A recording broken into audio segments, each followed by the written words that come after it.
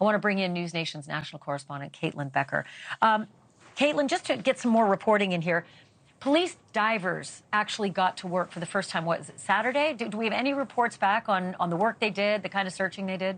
We really don't, Ashleigh. It does seem like that river would be the most logical place to start, so I'm not surprised that on Saturday they were looking for him there. I mean, based on that last cell phone ping alone, it does kind of stand to reason that maybe that would be where they were looking. These are images that you're seeing right now that the police released that said that they were searching this river and this embankment. As we know now, the embankment is where that bank card was found by those TikTokers, but this is being treated as a missing persons case and not a crime or a potential crime scene. So I'm not surprised that there were other people involved trying to look for clues. What I think is the most interesting sort of turn in all of this, Ashleigh, is this recent video that you were just playing at the top of this segment that showed a very different version of Riley Strain that we saw acknowledging that police officer than we saw in the surveillance videos that were taken just moments before.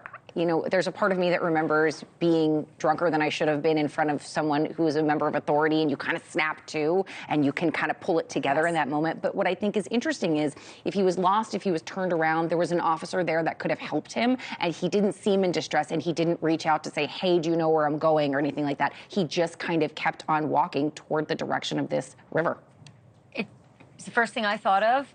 Teenagers instantly seeing authority, try to snap to, sober up fast, don't want to get arrested. And so I could see that in this split second is all we get. Who knows what happened before that split second, after that split second.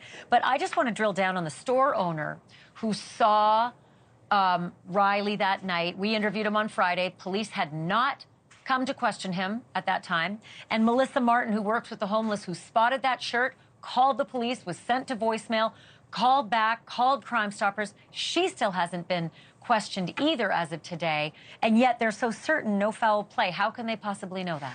Actually, honestly, it's very baffling that the police have said not once, not twice, but they've doubled and tripled down on the fact that they are sure that at this point they do not suspect any sort of foul play.